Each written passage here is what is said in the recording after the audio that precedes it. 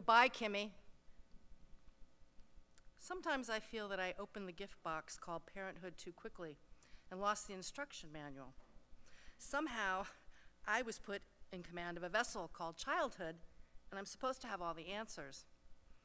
I mean, who is honestly prepared for every turn on this journey we take with our children?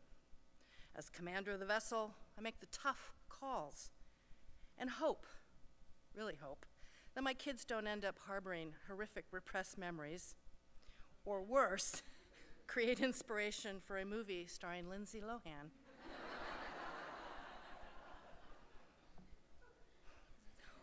One such tough call came in the summer before a much-anticipated family vacation to Australia. Once again, as commander, I had many duties to dispatch. One of them involved Kimmie, the rat. Kimmie, my daughter's rat, had taken a turn for the worse in the weeks prior to our vacation. The vet did a workup that would rival the Mayo Clinic.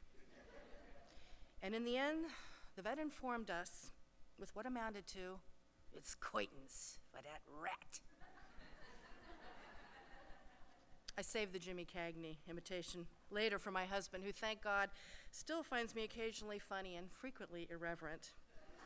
I have found that while commanding a vessel takes a certain demeanor, it is smart to develop a good sense of humor to stay the course through the diapers, the homework wars, finding the right high school, and the brain-crushing college app extravaganza. But back to the rat. Kimmie, in her illness, developed a large stomach that the vet called megacolon. Something the size of an avocado had invaded her colon. She moved less frequently in the cage. My daughter was beside herself. "Is Kimmie dying? You're a nurse, Mom. Do something." I sensed Kimmie was in her twilight. And I hoped the sunset would come soon, as we only had 2 more days before leaving for Australia.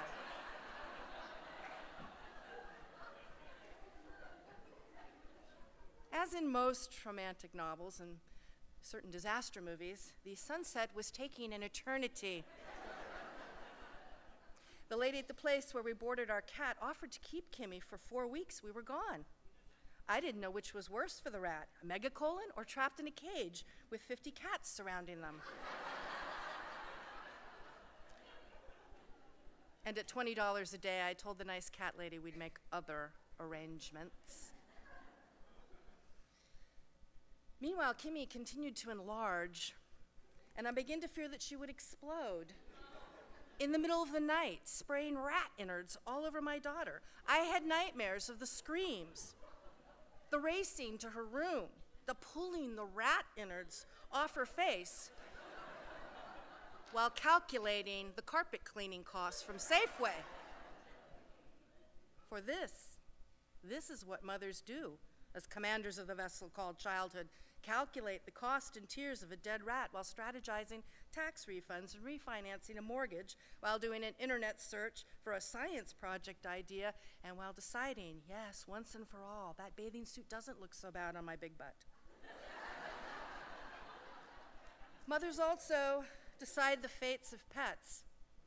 When 9-year-old daughters just can't handle watching their pet die slowly, mothers take measures into their own hands. Those same hands that give life to the glitter carefully placed on a poster, pick the nits off a scalp, throw a bucket of tennis balls off a fence for batting practice because Dad threw his back out surfing. I don't know where he is. And oh yes, hold a child very, very tightly on their first roller coaster ride. My plan was to dispatch Kimmie quietly because as a nurse, I knew she was suffering. I planned a gentle euthanasia so I'd help Kimmie towards her sunset. and then return her to her cage where my daughter would find her upon coming home from school. We would have tears, we would have rage, we would have a funeral, and we'd go on our goddamn vacation.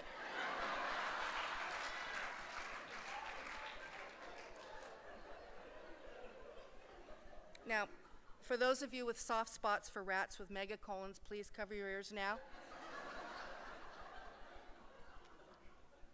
I put Kimmie in a Ziploc bag with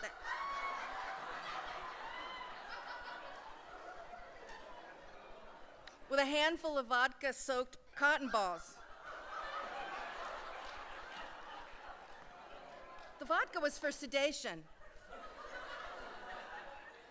I double-sealed the bag into a larger garbage bag and carefully put Kimmie into the trunk of my Prius. Even slightly evil mothers have Priuses. Okay. Here's some news.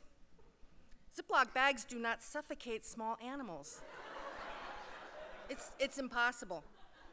All those choking hazard warnings, bogus. Kimmie refused to die easily.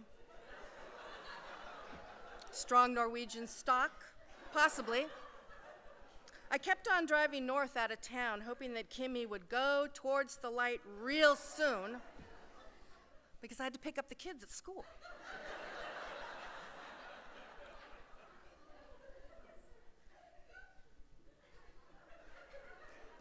Kimmie took her final breath somewhere around Marin Civic Center, possibly over the Richardson Bay Bridge. I like to think of her imagining the possibilities of life amidst the marshes of the Richardson Bay wetlands. With minutes to spare, I carefully placed Kimmie back in the cage on the little rat nest made of yarn and felt that my daughter made for her, disposed of the evidence, and went to pick up the kids from school. I heard the shrieks even before I got upstairs. There were indeed tears, utter sorrow. As commander, I presided over a final goodbye to Kimmie, carefully placed in a grave in the backyard. Another lesson learned about my child. Quietly maneuvering behind the scenes, there was another kind of love at work, putting all the pieces together in the big love pie called mothering, in which we make the tough decisions, deal with the consequences, and wake up to start all over again the next day. Thank you, and go Warriors.